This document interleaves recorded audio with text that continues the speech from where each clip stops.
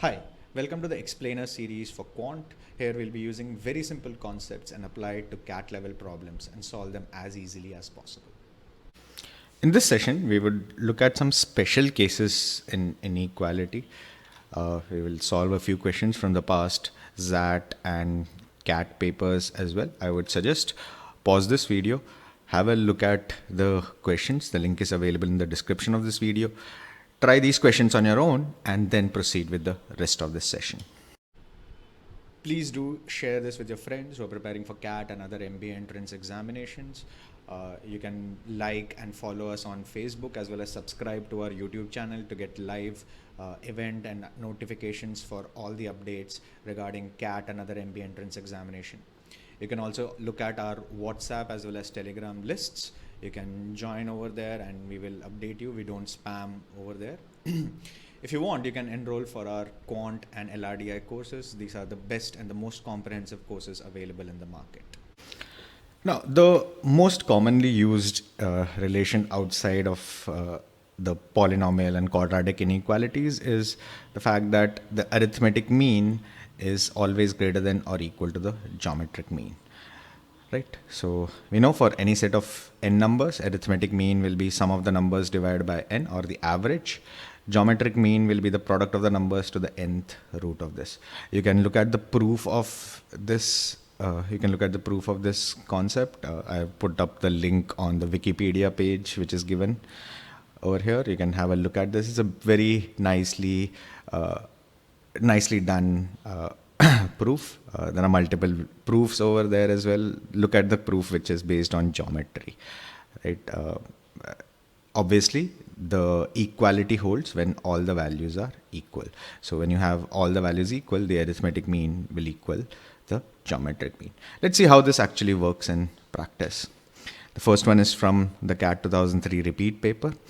Okay, if three positive numbers x, y, and z satisfy y minus x equals z minus y and x into y into z is equal to 4, what is the minimum possible value of y?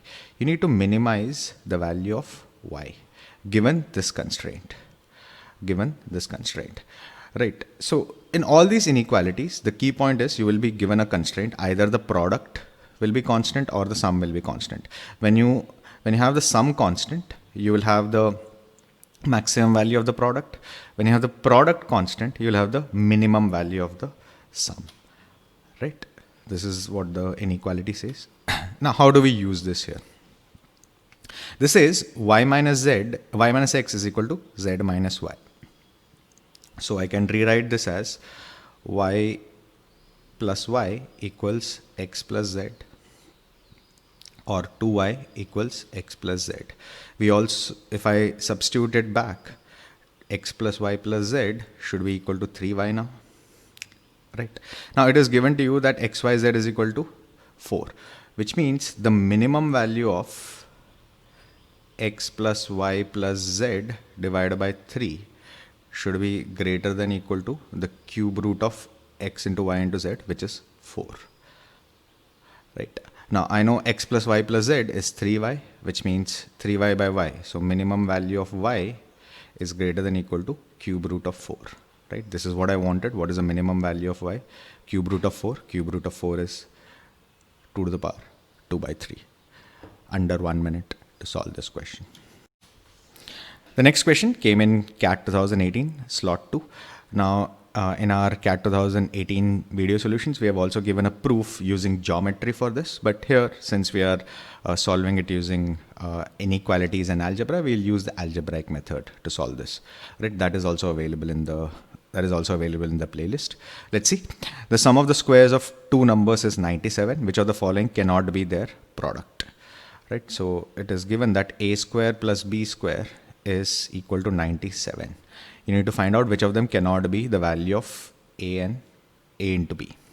Right? Again, we'll use the we have the sum constant, so we can find the maximum value of the product.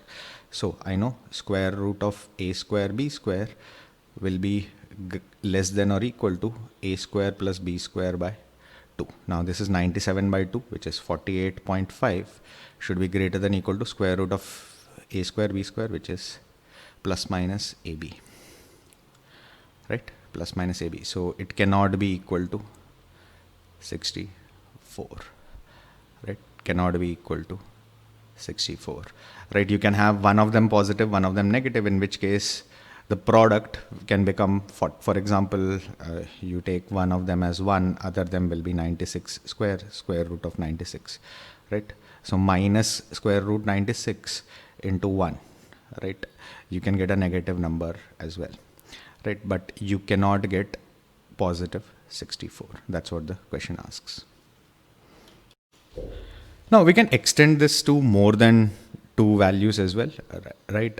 Again, all these use a very similar pattern. If you have to maximize a symmetric sort of thing or minimize it, make them as close to each other as possible.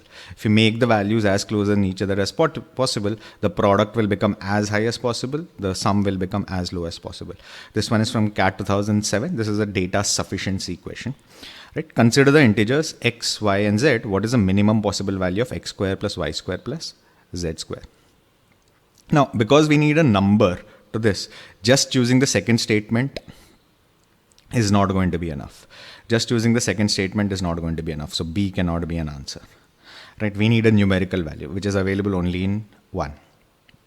So you can have only one enough to solve the question, or you need to use both of them, or you might have a scenario where even if I use both the statements, the data is insufficient. Now I need to find the minimum possible value of x square plus y square plus z square.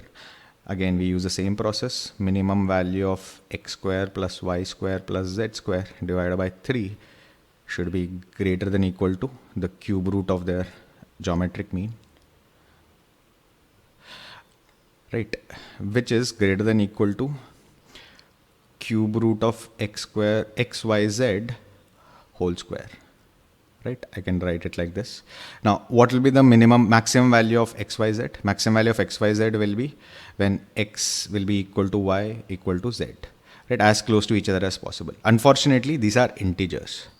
These are integers. So you cannot make them, all of them equal, because the sum is not a multiple of 3. The sum is not a multiple of 3. However, what you can do is you can make two of them equal, the other one a different one, which makes the second statement redundant, right? So even without the second statement, we can say this will be 30, 30, and 29. If I take 30, 30, and 29, any order, x, y, z can be, one of them is 29, the other two are 30s, you'll get the minimum possible value of this, right? So only the first statement enough is sufficient. Option A will be a correct choice. As soon as you get the sum, right, we can minimize the value. You don't even have to do this 30, 30, 29. You don't even have to bother. So you can directly mark 1 is sufficient. Option A is your correct choice.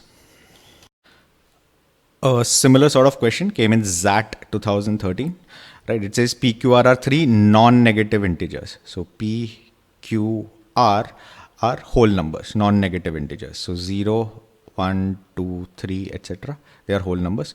Says that P plus Q plus R equals 10. What is the maximum possible value of PQ plus QR plus PR plus PQR?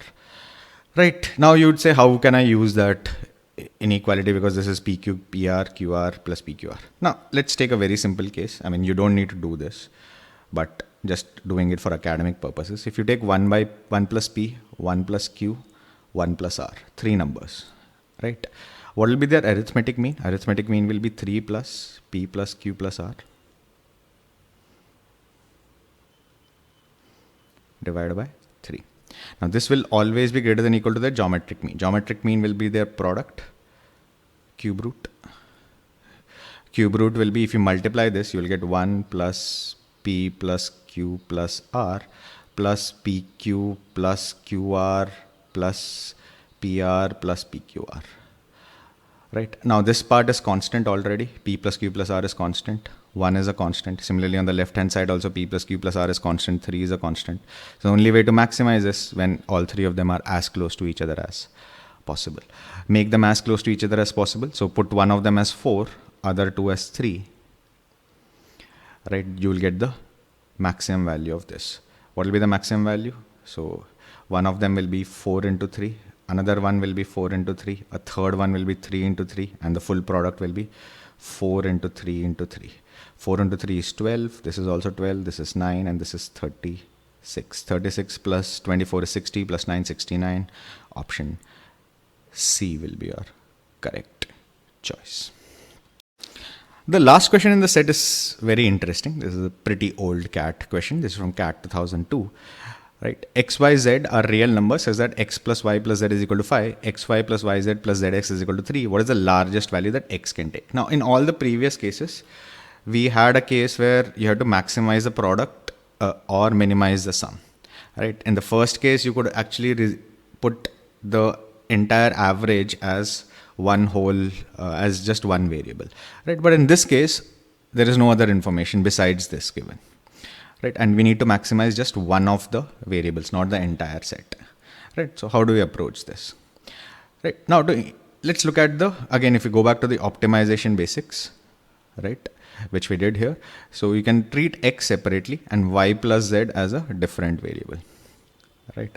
Now, if you need to maximize x, you need to minimize y. If you need to minimize y. Now, if you need to minimize y, multiple ways possible. You can put y is equal to z is equal to 0, or you can put y plus z is equal to 0, in which case y will be equal to minus z. Right? Or a third case where you minimize the sum of y plus z. Right? Let's see, there are two relations given to you. So you cannot just blindly use y is equal to z is equal to 0 or y is equal to minus z. Let's see what will happen if that happens. So if you put y is equal to z is equal to 0, this entire product will become 0. Each of them will contain at least one 0. Now 0 is not equal to 3, so this scenario does not exist. If you put y plus z is equal to 0, which means y is equal to minus z, let's substitute this. If you take x common, you will get y plus z plus yz is equal to 3. Now y plus z is 0, so this part becomes 0. And yz is equal to 3 will become minus y square equals 3. Now, square of a number cannot be negative, right? This will give you y square is equal to minus 3. Square of a real number cannot be negative, right? And x, y, z are real numbers, which means this scenario also does not exist, which means the last scenario will exist where y plus z are not, y and z are non-zero, but you need to minimize y plus z. Let's explore that option. So we need to minimize y plus z, right? We know x plus y plus z is equal to 5, which means y plus z equals 5 minus x. Now we also know minimum value of y plus z will be, this value will be greater than or equal to twice the arithmetic mean, right? Or in other words, yz. Or in other words, y into z square root should be less than or equal to y plus z by 2. This is 2, that is z. Pardon my handwriting. Right? Or in other words, yz should be less than or equal to, right, 5 minus x by 2 whole square. Now, because I want to minimize this, yz will become equal to this, right? They are real numbers, so even fractions are possible. So I can put y is equal to z, right? So yz will be y square, right? That will be equal to 5 minus x by 2 whole square. Now, substitute this back in this relation. What do we know? We know this relation becomes x into, this will be y plus z. Y plus z is 5 minus x. If I take these two, it will be x into y plus z, which is same as 5 minus x. So x into 5 minus x plus 5 minus x by 2 whole square should be equal to 3. Now we can find the value of x from this by solving this quadratic. Multiply by 4 throughout. You will get 4x into 5. So 20x. 4x minus into minus x will be minus 4x square. Right. Expand this. Plus 25 plus x square minus 10x should be equal to 3 into 4, 12. If I rewrite this, you'll get 4 and 3. So take it on the right hand side. So you'll get 3x square, 20, 10. So minus 10x minus 13 equals 0. If you split this, you'll get 3x minus 13 into x plus 1 equals 0. This will be your split. So x can be 13 by 3 or minus 1. Largest possible value of x is 13 by 3. Option C will be your correct choice. Now, arithmetic mean greater than equal to geometric mean is a very common scenario which comes up in mocks. It's a used and a lot abused scenario. All you need to do is make sure of two things. When you have to minimize, right? When you have to minimize or maximize, you need to make the variables as close to each other as possible. Use the symmetry in most of the cases, except for the last question here. Most of the other cases, if you just use the symmetry, you would have found the largest in case of a product and the smallest in case of a sum pretty easily. Try this out. It's, as I said, it's a pretty common sequence which comes up. If you can identify the sequence, questions can be solved using this concept pretty easily. That completes this particular session. If you liked it, please do share it with your friends who are preparing for CAT and other MBA entrance examination. Please do subscribe to our YouTube channel as well as follow our Facebook page. The links for our course are available on the description to this video. Till we meet again the next time, goodbye and all the best.